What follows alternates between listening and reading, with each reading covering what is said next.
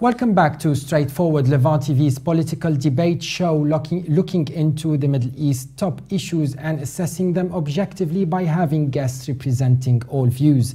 Today's topic is the Kerry Initiative and the alternative route to pursuing Israeli-Palestinian peace talks vis-à-vis the Fatah-Hamas rapprochement.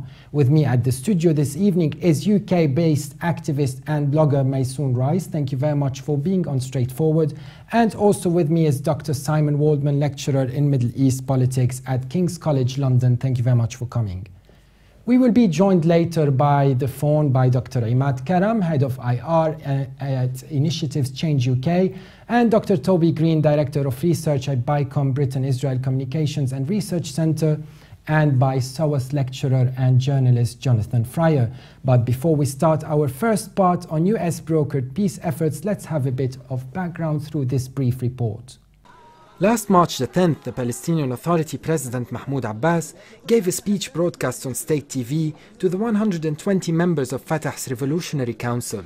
Abbas devoted about half of his 2-hour speech to accusations against Mohammed Dahlan, the former head of the Palestinian Authority Preventive Security Service in the Gaza Strip. Abbas accused Dahlan of corruption, assassinations, and treasonous collaboration with Israel. Abbas even hinted that Dahlan may have played a role in the death of Yasser Arafat. The Abbas-Dahlan dispute highlights the chaos and bitter succession crisis in Fatah, and it threatens to further deteriorate the movement's public image and alienate Palestinian public opinion. The escalating dispute has led to what appears to be a bitter succession crisis. Fatah has had plenty of factional disputes in the past, but the current one has been the most damaging given its timing and the high profile of the parties involved. Fatah is scheduled to hold its 7th General Conference in August to select a new leadership, but fragmentation at both the leadership and grassroots levels threatens to make the coming month increasingly turbulent. The movement's predicament is bound to intensify in the coming weeks now that there is a deadlock in the Israeli-Palestinian peace talks. It appears that Hamas has begun a tentative rapprochement with Dahlan to reduce the siege on Gaza from the Egyptian side, as Dahlan is considered close to the military regime in Egypt. Dahlan is said to have influence in Palestinian refugee camps and Jordan and Lebanon, and among the governments of the United Arab Emirates. There have been reports of meetings between Field Marshal Abdel Fattah al-Sisi and Dahlan, with Sisi attempting to facilitate Dahlan's readmission into Fatah. But how important are the Abbas-Mish'al talks in Doha, and would they be a roadmap that would strengthen the Palestinian Authority?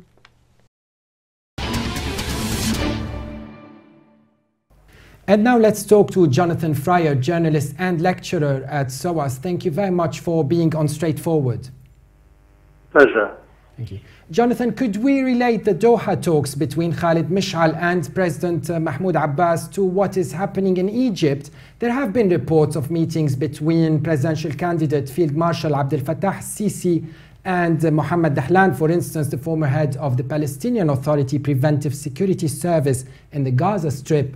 He met with Sisi attempting to facilitate his readmission into Fatah. So do you relate these events? Well, I think they're all part of a quite interesting, almost ballet that's happening in the Middle East and the region at the moment, consequent on the decision by Fatah and Hamas to come together. And obviously, although that has put the wind up the Israelis, nonetheless, it's caused other partners in the region, including the Qataris and the Egyptians and others, to see that actually things are possibly moving in an interesting direction, and they want to be involved. Yes.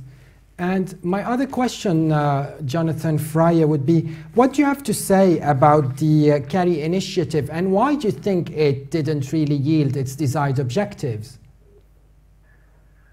Well, obviously the main problem there was that they didn't have really, in the Israelis, a partner who was really able and willing to make sufficient step forward. That's why John Kerry was so frustrated about the outcome, of course, and why the European countries, including Britain, have been, for the main part, expressing deep disappointment. And it was interesting that, for example, at the meeting of the European Liberal parties in Vienna the other day, a motion was passed which basically was saying Israel needs to get back to talks with the Palestinians, because the longer it goes on, the longer the difficulty goes on, the longer settlements are built, then the further away peace will be. Mm-hmm. Do you think a stop in expansion when it comes to the settlements, particularly in the West Bank, would help any possible peace talks in the near future if Israel decided to stop settlements?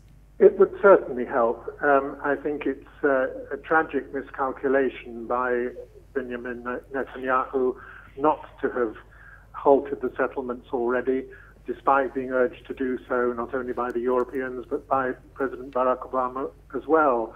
I think the Americans are starting to lose a little patience with the Israelis, understandably and correctly, and the only way really that the Israelis could regain a little initiative would be to stop the settlements, but alas, there has been no sign whatsoever. They're still announcing new settlements.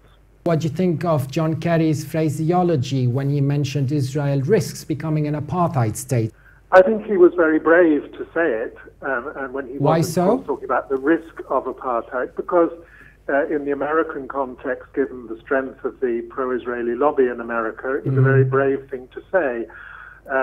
Unfortunately, he then had to retract it, or felt he had to retract it, which was a shame, because it was a good, really an attempt to get the American public, as well as the Israelis themselves, to understand the dangers that they're heading towards. Thank you very much. That was Jonathan Fryer, journalist and lecturer at SOAS in London. Thank you very much indeed for your prompt participation. Thank you. And now I will ask Dr. Waldman, in your opinion, could the talks between President Abbas and Fatah leader Khalid Mish'al pave the way to a roadmap that the Palestinian leadership could take now that the Kerry Initiative did not really yield too much? Well, I mean, that is the big question at the moment.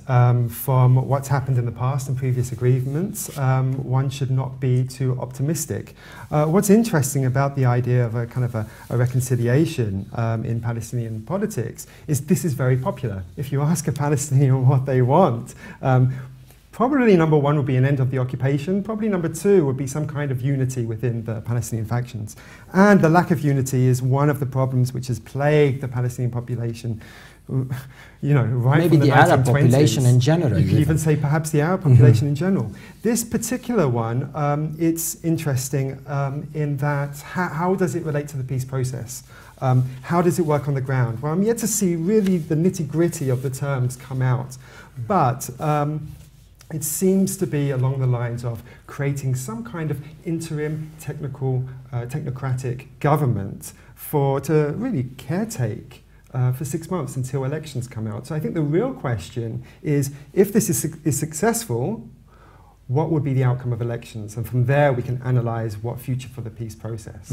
But this is, of course, a big if. I mean, you know, some of the major points have not yet been addressed, such as security details in both the West Bank and Gaza. Will there be security cooperation? Who is going to be on this technocratic government? And some of these questions are really pivotal and have made previous agreements fall and fail. I would like to ask you, Dr. Waldman, while Israel is seen from the Palestinian side as a non-compromising state when it comes to the peace talks, some argue that it is the lack of unity between the Palestinians that stands in the way in devising a clear agenda for peace. What can you say about that? It's certainly a case. If you want to look at why the peace talks were unsuccessful, I think you have two sides here. You have the problems with the Israelis, which I can talk about in a few minutes, and also within the Palestinian as well. The problem with the Palestinians is the question of, okay, even if an agreement is actually signed and made and there's going to be a Palestinian state, well, how is it going to be implemented when there's a division among the Palestinians? And this division is not just about the peace process, it's also about governing territory. How can a territory be governed effectively if it's divided? And this is a significant problem, a significant obstacle which has to be overcome. Now, in terms of the Israeli side, if I may, if you want to look at the reasons why the Israelis were unable to really kind of freeze completely settlement construction while it was taking place, two things I think which are important. One is the question of politics, Israeli domestic politics. We'll get to that in the next section. I'm talking about, and the other thing that I think is really important then is the security argument with Israel. Yes, in terms of opinion polls, the majority of Israelis do support a two-state solution. By the way, the majority do not think it's possible to achieve, which is something different. What is possible in their eyes? Just the state of Israel? Well, well, yes. I mean, okay. Would it actually be signed? Would it, would there be another shaking of hands in the White House lawn? Not necessarily. Very skeptical. But what's happened in Israel, I think, is that the security argument for land for peace has been lost. If you look at the 1990s, in fact, even if you go even further back to, the Sadat and the Begin agreement, there was a security argument on the case of Israel that there needs to be land for peace, and then later there needs to be a Palestinian state in order to maximize Israeli security. That is not the argument that's winning the day anymore. Instead, there is a barrier which is part wall, part fence, which is providing a certain amount of Israeli security. Can we clarify, sorry to interrupt, on security? You mentioned a lot of security as a top priority, be it in the polls or anywhere.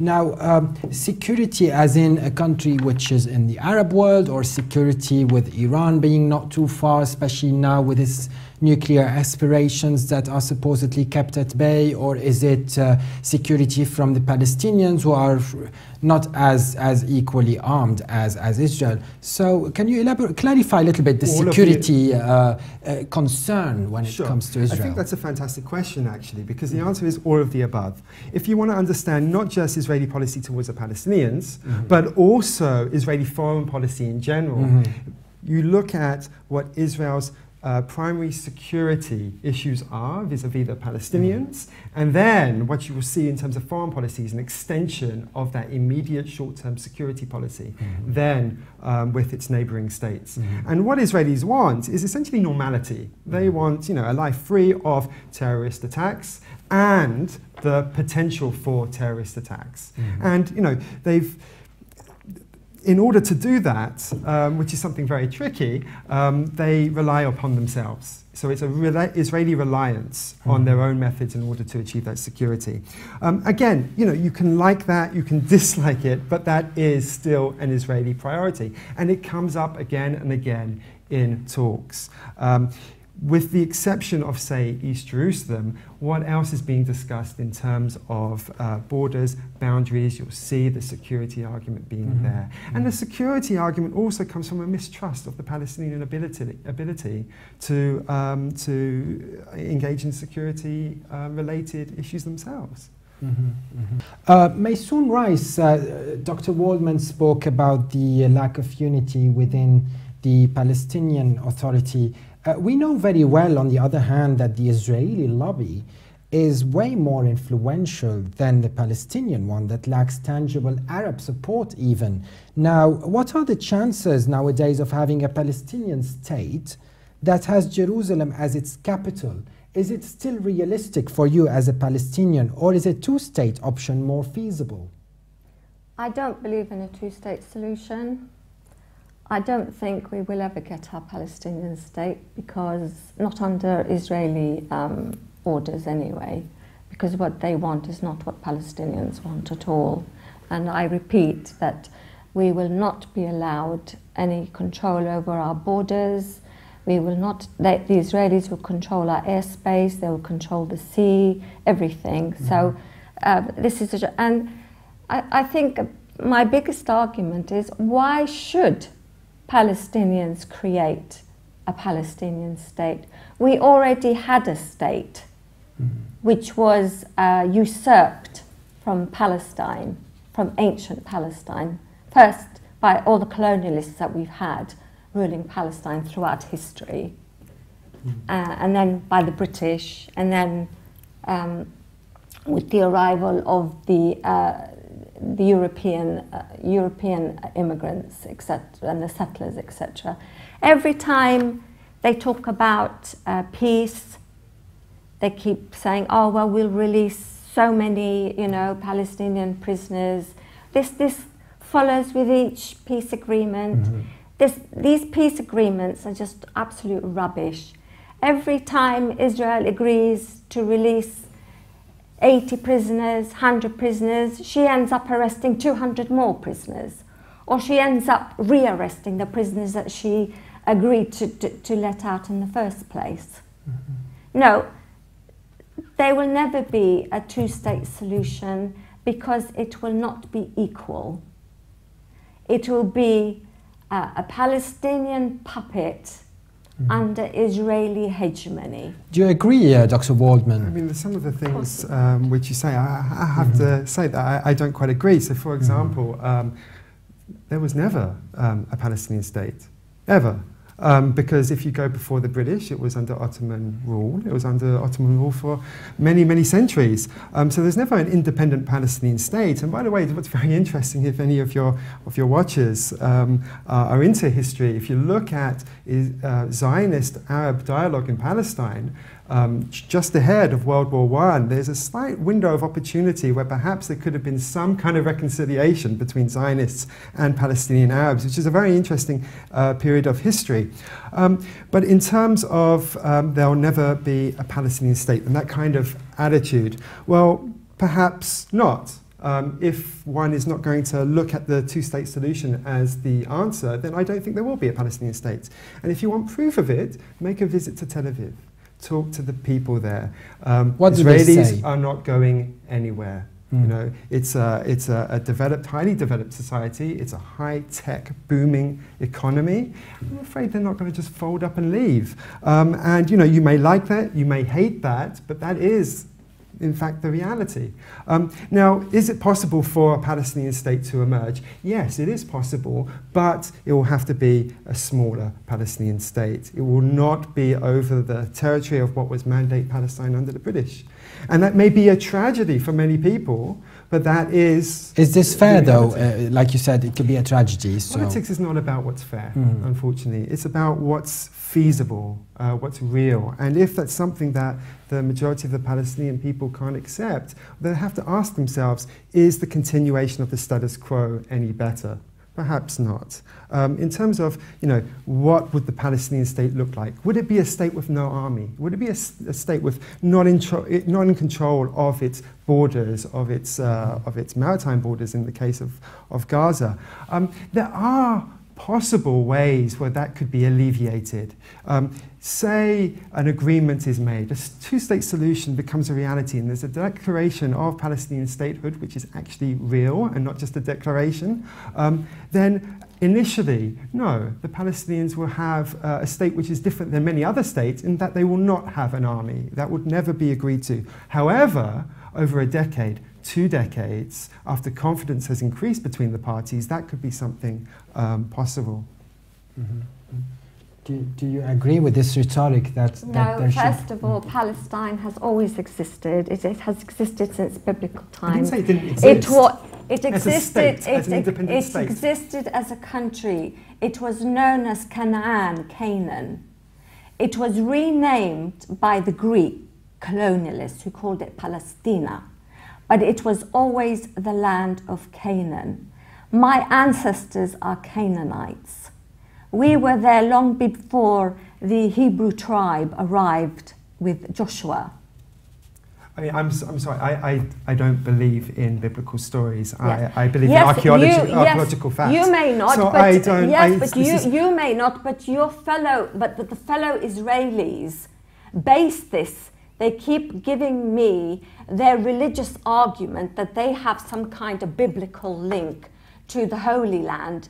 When you consider that the vast majority of those squatters, those settlers sitting in my father's homeland, are what we call Ashkenazi Jews. I'm not being disrespectful to Jewish people, but the majority of the Jews who are squatting in ancient Palestine have no genetic historical roots to the Holy Land. Even the Israeli historian Shlomo Sands has pointed this out in his book, as have other historians.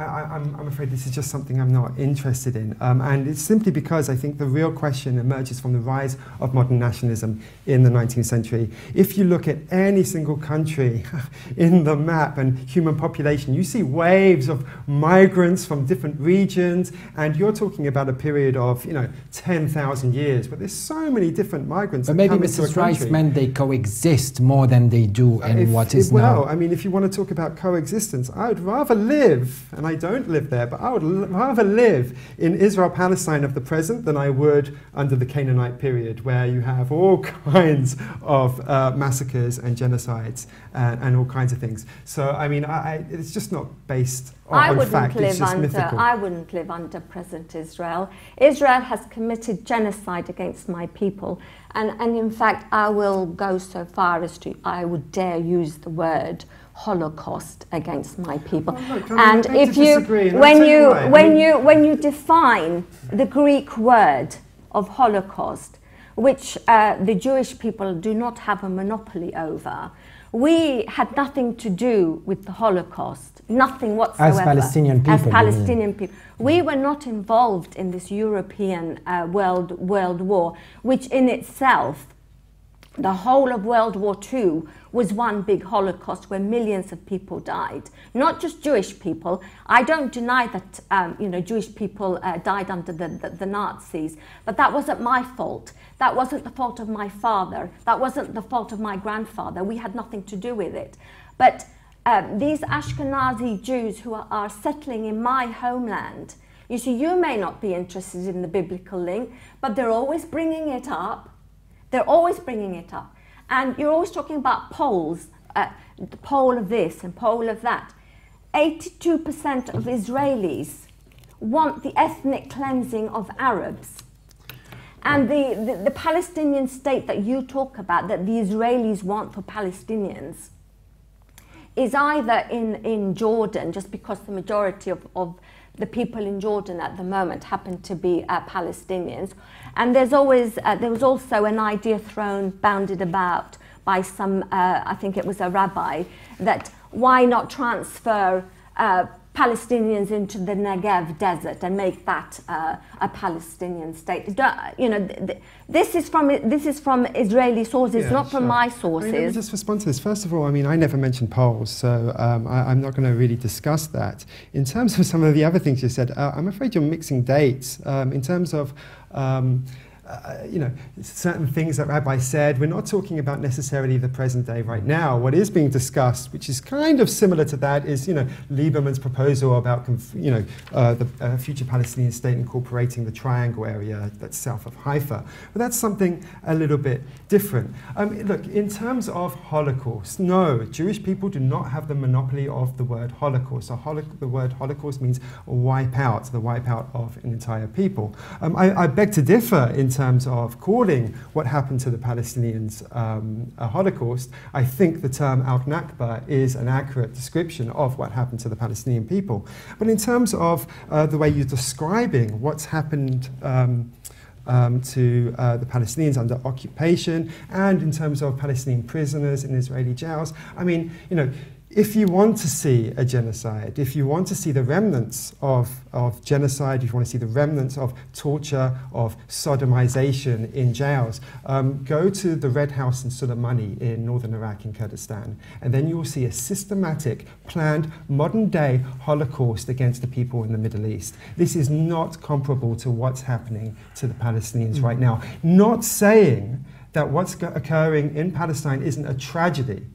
It is a tragedy, but it's not helpful to use some of the terminology that you're using. In terms of cases of sodomization and torture in Israeli jails, for example, please read human rights reports. I have read human rights and that's reports what I base it on. I base it on human rights reports. I base it on Palestinian human rights reports. These are the people who will tell you that my people in Israeli jails are being tortured by Israelis. Our children are being sodomized. Our women are being raped. So please don't try and deny this. This is what the a Holocaust does not mean wipeout. It means in Greek it means massive death and destruction or great loss of life. Thanks. Especially through fire. Thanks for the clarification. And now we are joined by Dr. Imad Karam, head of the International Relations Initiative in the UK, and he's originally from Gaza. Welcome on Straightforward. Thank you. Dr. Karam, could we relate the Doha talks between Khalid Mish'al and President Abbas to what is happening in Egypt, especially now as Abdel Fattah Sisi is hopeful for president? Well, thank you for having me on the show, Carl. You're welcome. What it looks to me, the case is that with the failure of the peace talks between Israel and the Palestinian Authority, and with the signed agreement between Hamas and Fatah, and with the possibility of Sisi coming to power as president soon in Egypt, is that Egypt and the Palestinians are looking for an exit, a way forward, whereby Abbas can get his seat back in Gaza, where Hamas can have an exit and return to some form of relationship with Egypt, and where Sisi could claim that he's for the Palestinian cause while continuing to probably keep the pressure on the Muslim Brotherhood and on Hamas as long as Hamas is within the Palestinian house. So some sort of something in that direction. It looks like what's being planned or cooked here. Dr. Karam, one question. Where do you see this going now after the rapprochement between Fatah and Abbas? Certainly there seems to be more hope this time, but one has to be quite cautious. This is not the first attempt, but it has been 7-8 years of Palestinian division. What could give a sense of hope for those who would like to see a Palestinian unity and reconciliation is that this time both parties are weak and need each other, and this is one of the main reasons where, if it does succeed, despite the huge obstacles lying ahead, not least Israel's objection and the United States' objection to it, and internal. The details are still difficult to hammer out, but there is I would say, in my view, there is a glimpse of hope this time that it could become a reality.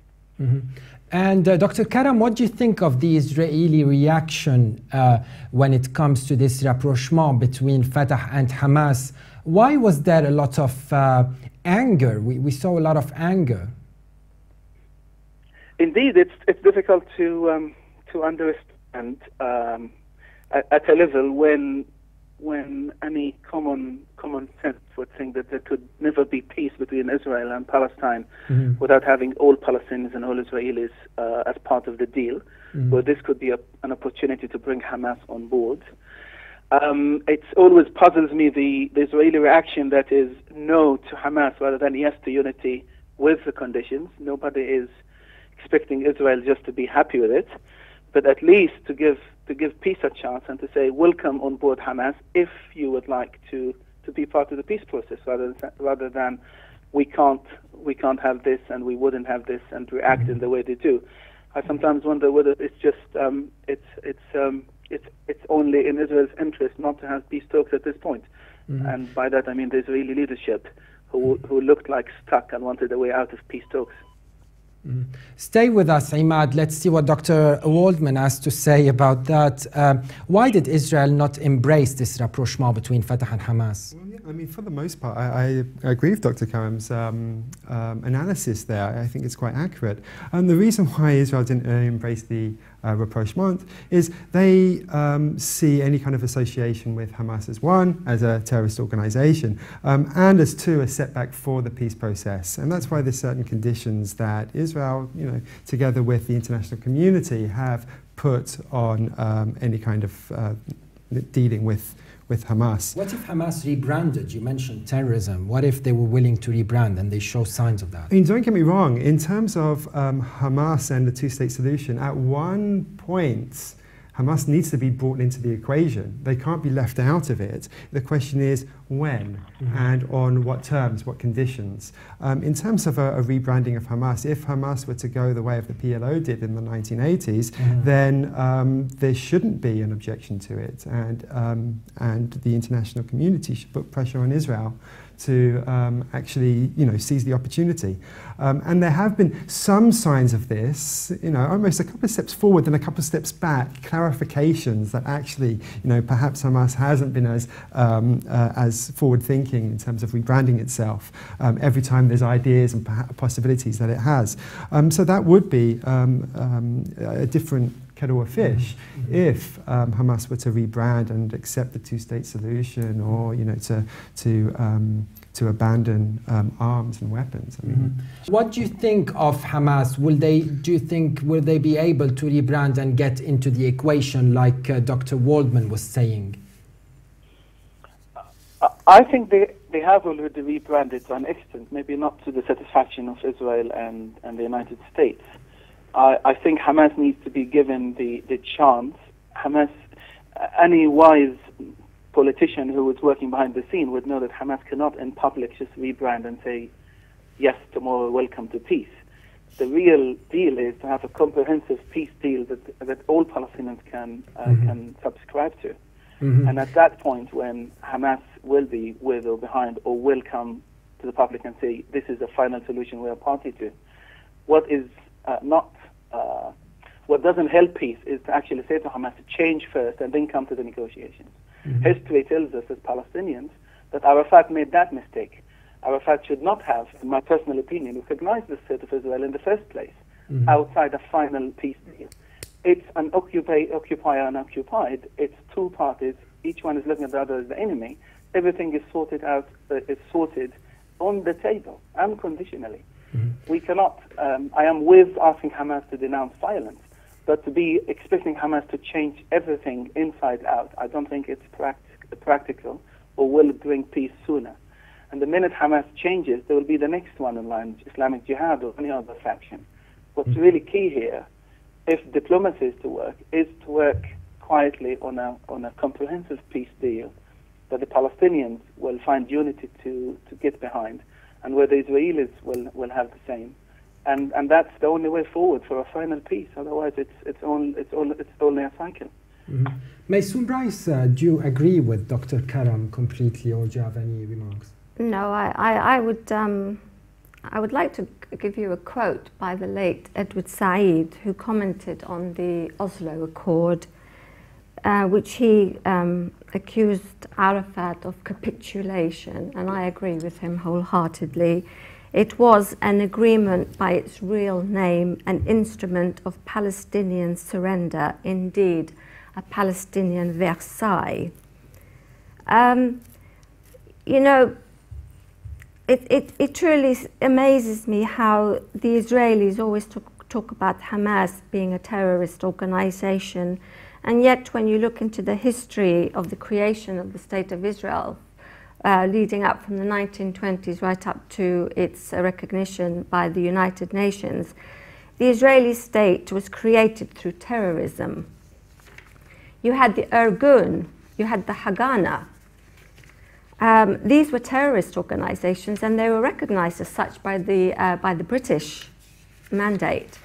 And these Irgun and so on, terrorists, it's amazing how the vast majority of Israeli prime ministers and presidents were all ex-members of terrorist organizations.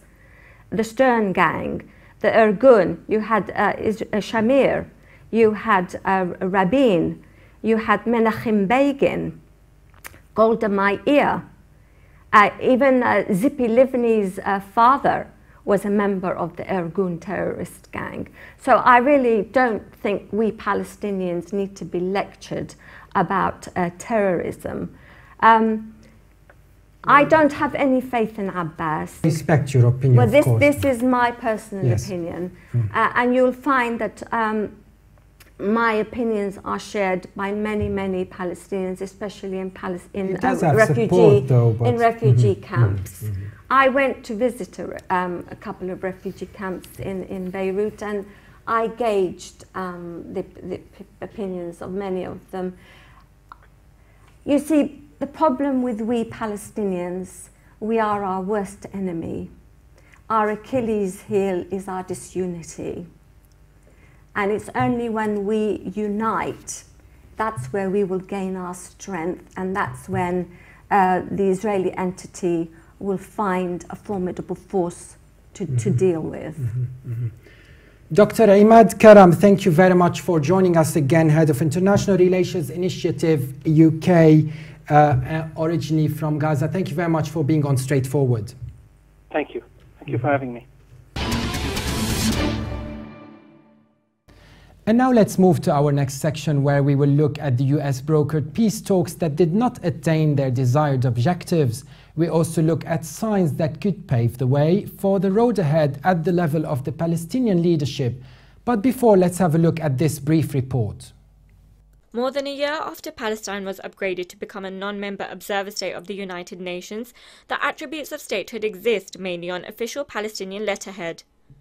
But now, with the collapse of the American brokered Middle East negotiations, the Palestinian leadership is focusing on its diplomatic and legal struggle for international recognition of Palestine as a state under occupation, and for Israel to be held accountable as the occupier. April witnessed a move that angered Israel and Washington when Palestinian President Mahmoud Abbas signed applications to join 15 international treaties and conventions after Israel missed a deadline for releasing Palestinian prisoners. In the absence of negotiations, the Palestinians plan to proceed cautiously as they join more than 40 other treaties and agencies, culminating in an application to join the International Criminal Court in The Hague. This could result in prosecution for Israel for its policy of settlement buildings in West Bank and East Jerusalem. On the other hand, experts say a Palestinian state could potentially be held responsible for every rocket fired into Israeli civilian areas by militants in Gaza. By joining the ICC and coming under its jurisdiction, the Palestinians could open themselves to potential investigations requested by pro-Israeli NGOs or the UN Security Council, even if Israel itself is not a member. And from Jerusalem, we are now joined by Dr. Toby Greene, Director of Research at BICOM Britain-Israel Communication and Research Centre. Thank you very much for joining Straightforward. Good evening, thank you. Dr. Greene, as per the Guardian newspaper, polls show that more than 80% of American Jews back US leadership toward a two-state solution. Why do you think the percentage is relatively high this time? Well, I don't find that percentage particularly surprising. I'm not sure there's anything really new about that. I think most Jews in the United States and most Jews in Britain, and indeed most Jews in Israel, support a two-state solution. Certainly in Israel, that's been a pretty consistent statistic for the last decade. About 2/3 of Israeli Jews are in favor of a two-state solution. So I don't think there's anything very surprising about that. And although US diplomatic efforts to bring about a two-state solution have not been particularly fruitful in the last 5 years, I think that most Jews around the world, certainly in the United States and in Israel, want to continue the effort to find a negotiated agreement. So I don't think there's anything very surprising about that statistic. And also the American Israel Public Affairs Committee, AIPAC, were quite enthusiastic when it comes to John Kerry's peace initiative, assuming it could send a powerful message. But despite Kerry himself calling his initiative, quote, a great constituency for peace, why, in your opinion, did the initiative not end up being a game changer despite the momentum it gained in the US particularly? Well, I don't think that American public opinion is really the critical factor here. I think the key factors relate to political realities in Israeli and Palestinian societies. Unfortunately, there remain very real gaps between the parties on the key final status issues, and it's proven very difficult to narrow those gaps. And also on the Palestinian side, there seems to be a sense that they have an alternative to reaching a negotiated agreement, which is to try and pursue their interests through gaining membership of international organizations and treaties, and using those organizations as a base to diplomatically isolate Israel. And that is a strategy they seem to prefer to negotiating directly with Israel. They had to be dragged into this negotiation process, and they seem quite keen to divert from it back into their program to internationalize the conflict. So I think that's one of the many factors that have led to the failure of this process. There are others as well, but I think it is really about Israeli and Palestinian peoples and Israeli and Palestinian societies that are determining and will determine the success and failure of ongoing efforts to reach a negotiated agreement. There has been outrage on the Israeli political right, including some in Prime Minister Benjamin Netanyahu's own Likud party, who oppose any Israeli withdrawal from the West Bank, while a clear majority in the Knesset, the Israeli parliament, somewhat backs a two-state solution, like you said before. Would there be a consensus anytime soon within the Knesset when it comes to that? Well, you're right to say, as I mentioned, that a majority of Israelis are in favor of a two-state solution. It is also true to say that there is a very strong opposition to that from a minority on the Israeli right. My sense is that that were an agreement to be reached, that a clear majority of Israelis would back it. There are polls that show that if Prime Minister Netanyahu were to bring an agreement to a referendum in Israel, it would pass by a 2-to-1 margin, a very convincing margin indeed. And in fact, if we look back historically at occasions in the past when Israeli leaders have made or proposed territorial concessions, they have been backed by a majority of Israelis, and that majority and the majority support for those concessions has been successful in overcoming the opposition, albeit very strongly felt opposition, of those opposed to those concessions on the right. If we look at the most recent significant example, which was Israel's unilateral withdrawal from the Gaza Strip and 4 small settlements in the northern West Bank in 2005, even in the absence of an agreement with the Palestinians, when an Israeli leader came to the Israeli public and said it's in Israel's interests to make this territorial concession, however difficult and painful and divisive it may be for us, a majority of Israelis went along with that and supported that. And even though there was very strong and very active opposition from opponents to that concession within Israeli society, the majority did prevail. So I do believe that in a future agreement, were an Israeli leader to come with a proposal that was convincing to the Israeli public that said this is in our interests, I believe that a majority would go along with it, and I believe the majority would prevail. Let us talk to Mrs. Rice here at the studio. As far as I'm concerned, as a human being who is half Palestinian, the only people who have made any concessions have been the Palestinians. And then secondly, you talk about Palestinians making movements with the United Nations to be recognized by international states. You're fearing that the Palestinians are going to somehow isolate Israel. I mean, that is a joke, really. Dr. Greene, would you be able to reply just briefly? And I will have a last question after you'd reply to Mrs. Rice. Well, Carl, your question was about really whether Israel was capable of building a consensus around the concessions necessary to make a peace agreement possible. And as I suggested to you, I think Israel is capable of that in the right conditions. And I think that Israel has demonstrated that in the past. I think that there is perhaps an even bigger question mark over Palestinian society and whether the Palestinians are capable of coalescing around the kinds of concessions necessary for a peace agreement. The Palestinians are deeply divided.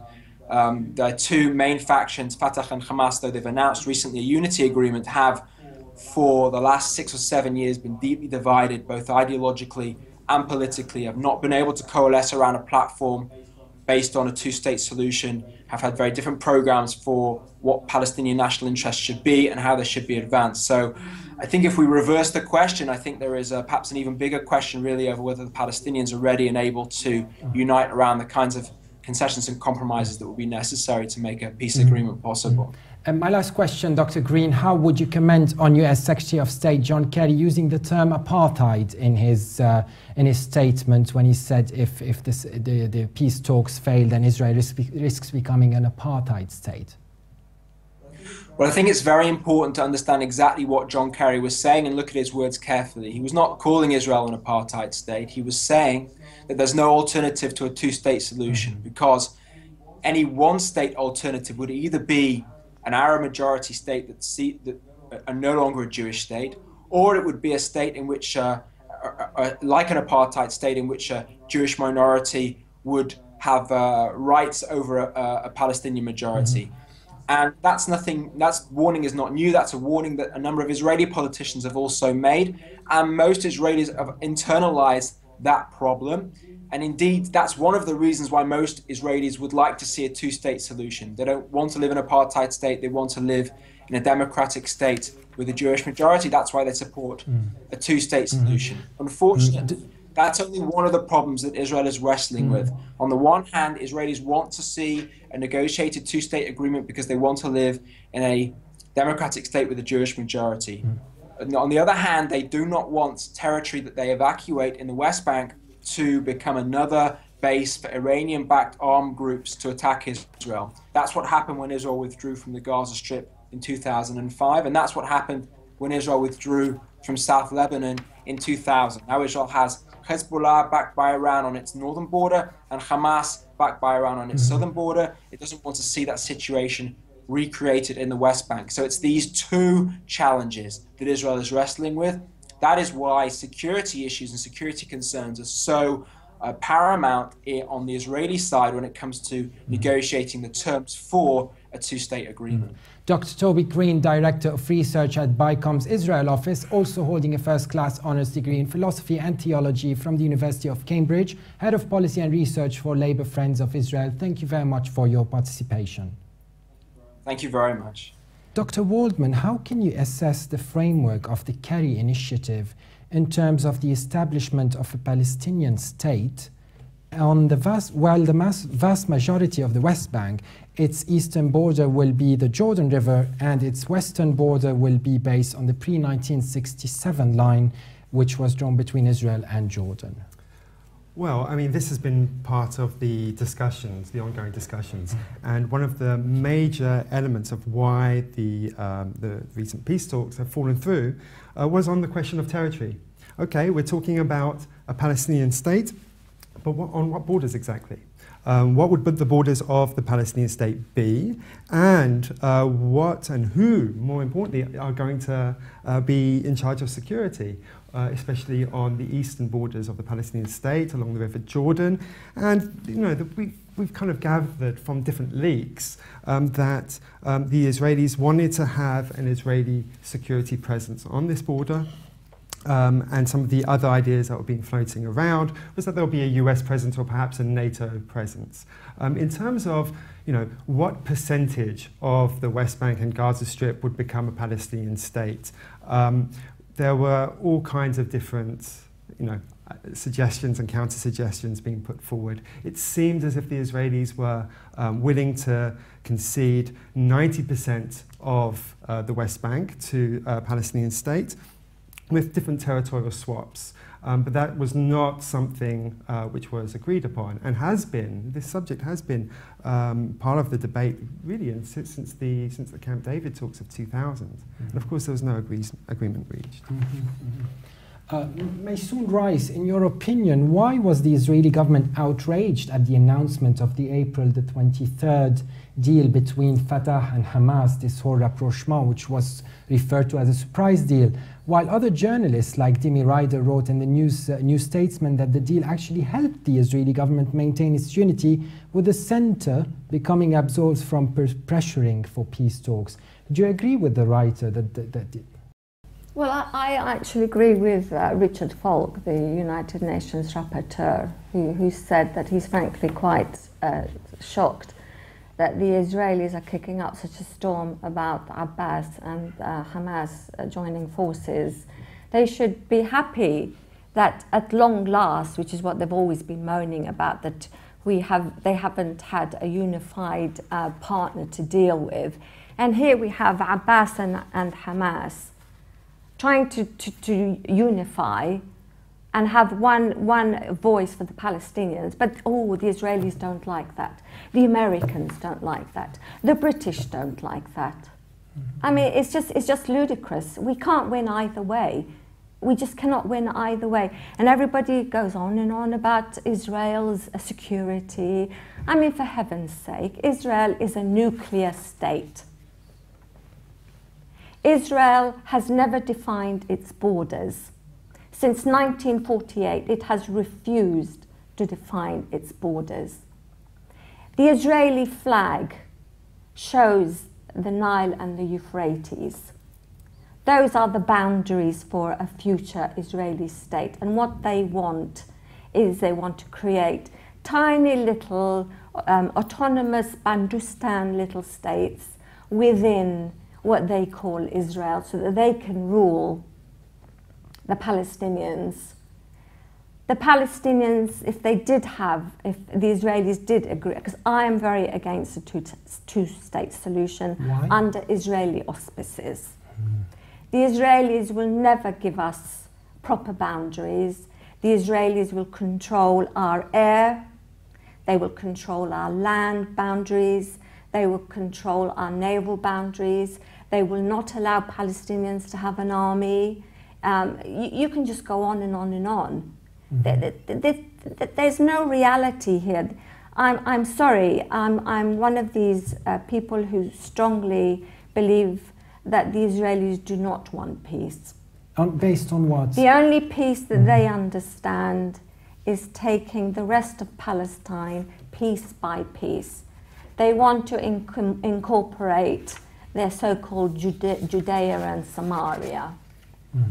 And they will not stop until they get that. And John Kerry and the United States, who are not honest brokers in this at all. Could you elaborate why? They are all avowed Zionists. They are not going to go against Israel. So you mean that their ideological beliefs will be in the way? They have Zionist ideologies. They are not going to agree to this. And even Richard Falk, in a recent article, stated that the American government can never be an honest broker, because on a daily basis all you hear from the American government officials is how much they love Israel, how much they want to protect Israel's security, etc., etc., etc.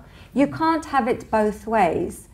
America will never be an honest broker in the Palestinian issue. Because of their strong alliance. Because of their Zionist alliance, and also because of the extremely staunch, strong influence of AIPAC and Jinser and all these other, if you don't mind me saying, Zionist Jewish lobbies within the United States. Simon, I mean, if you don't mind me saying, there's a few things that I think are important to kind of recognise and make clear. In terms of the Israeli flag, the two blue lines do not represent the Nile and the Euphrates. They represent the Talit, the Presh shore.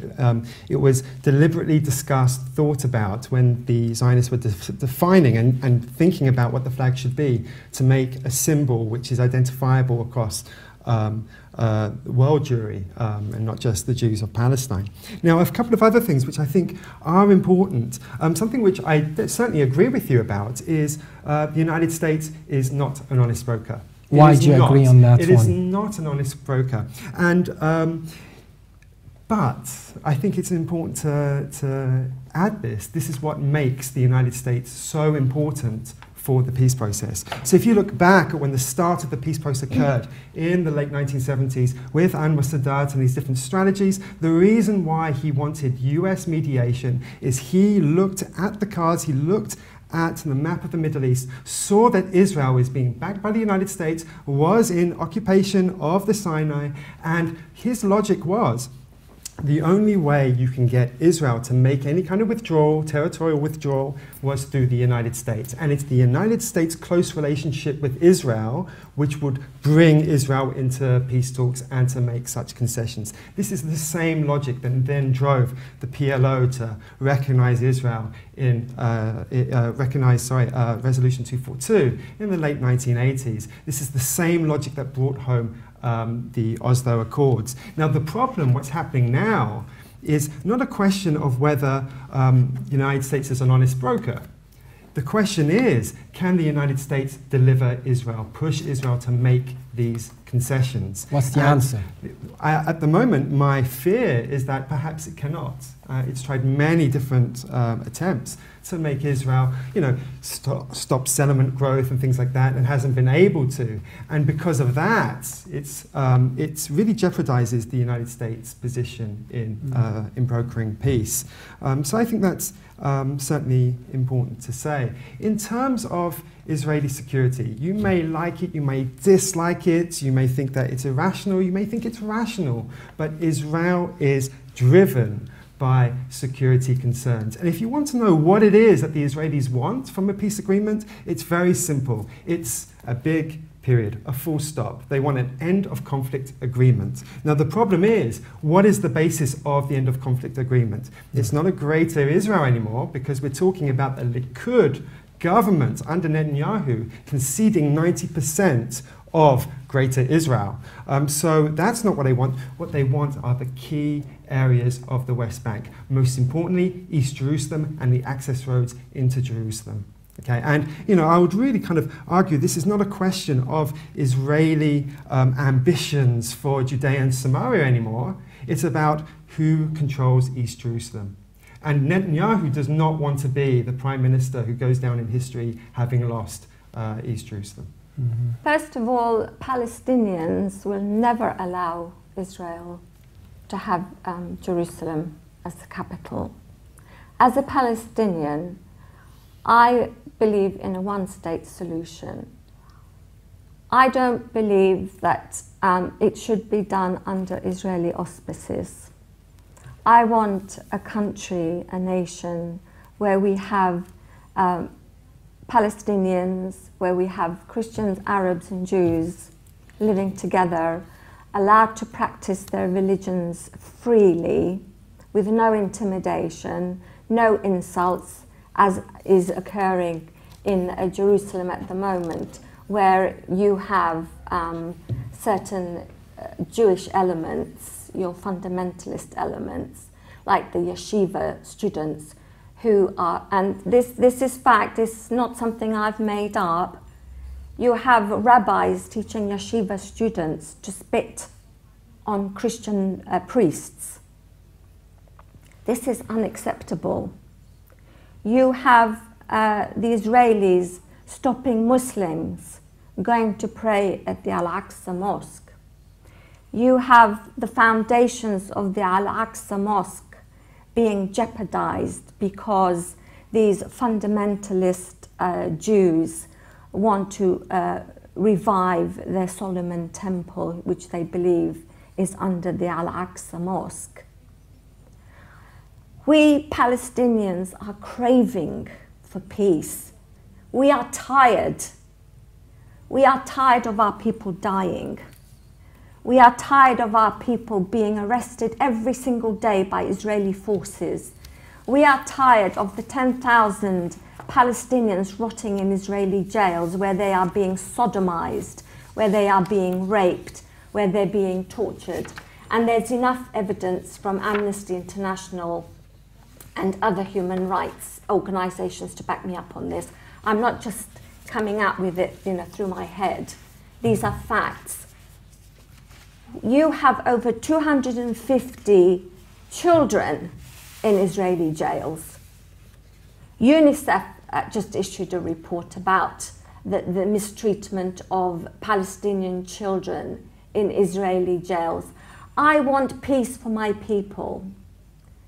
I want what used to be Palestine, where before the ugly beast of Zionism entered into the equation, we Arabs Christian, Muslim and Jew lived peacefully together. That's what I want for my Palestine. Do you think, Maisoon, that this security concern from the Arab world, especially not just the Palestinians, is extended in a way, or maybe revealed, especially with the Palestinians, because of the Israeli frustration of what is happening in the Middle East, especially with Iran, with Hezbollah around the border? But do you think that the Palestinians are the weakest link there, and Israel is manifesting its power basically with them mostly? That's why they are ending up being frustrated as well. You know, I find it extremely unbelievable how, you know, people put through the same argument that, you know, poor little Israel is surrounded by these barbaric Arabs who want to wipe Israel off the face of the earth, etc., etc., which isn't true. I have 2 or 3 statements. Divide and rule. That is our Achilles heel, and that has been deliberately manipulated and used by the West to weaken Arab rulers. The majority of the Arab rulers that we have been installed by the West to serve the West, and they do not serve the Arab people, they do not serve the Palestinian people. It's amazing how you know, people always describe this wall that is obscenely separating what is left of Palestine. You have the nerve to describe it as a fence. I call it both a barrier. It's not a barrier, and it is not a fence. It is 70 feet high, 80 meters high, and its entire length is 626 to 788 kilometers. I mean, that is not a normal fence. Israel is a nuclear state.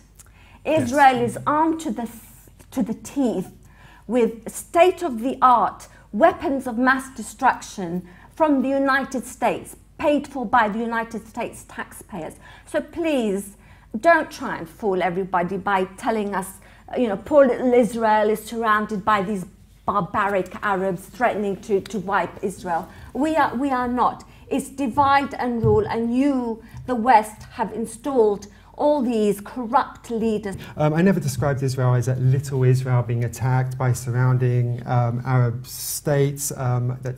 That's I think, really the logic of a bygone era. Maybe that was arguable in 1948, 1949, perhaps even up to 67. Certainly isn't now. As you said, it's a nuclear state, so its security is never really in jeopardy in terms of the existence and the continuation of the State of Israel. So certainly.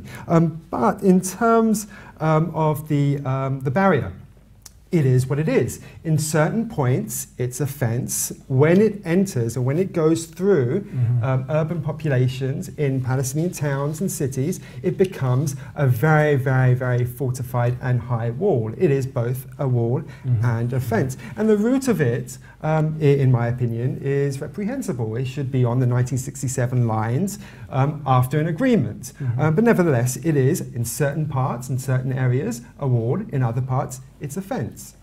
What is next when it comes to the Israeli and Palestinian peace talks? Okay, well, I think for the next 6 months, there's not going to be too much movement. The United States, the broker for any kind of peace agreement, is going back to Washington, going to regroup, rethink what it can do. Meanwhile, I think it needs to wait and see. We need to wait and see what happens in terms of any kind of Palestinian reconciliation agreement. And then after that, after elections, if they happen, then we're talking about perhaps some kind of new momentum for peace talks to continue. But again, that's not going to happen, I think, until at least 6 months from now, maybe longer. And my final question to Maisoon Rice, as a Palestinian who is known for her activism, where do you see all this going, and how would Palestinians, or perhaps you personally, want things to pan out ideally? I want the Israelis to be honest. They are not honest. I want the Israelis to stop influencing American foreign policies. I want the United States to stop using taxpayers' money to fund Israel that receives billions of dollars from American taxpayers. I want peace for my people, but I will give you a quote from a former German foreign minister, Fischer, who said, and I concur, he sees no such hope currently that exists for peace in the Middle East. And I agree with him. I don't know. You see, we've had this talk between Hamas and Fatah so many times, but this time the rope has to stay firm. We can't afford for it to be broken. It has to stay firm. This interesting and many times sensitive discussion will have to come to an end today due to time constraints. Once again, I would like to thank our guests over the phone. We had Jonathan Fryer, and we also had Dr. Imad Karam. And via Skype from Jerusalem, we had Dr. Toby Greene. And with me at the studio, Maisoon Rice, thank you very much for coming, and Dr. Simon Waldman of King's College. Thank you very much to both of you for being on Straightforward. And I'll be with you again soon, and bye for now.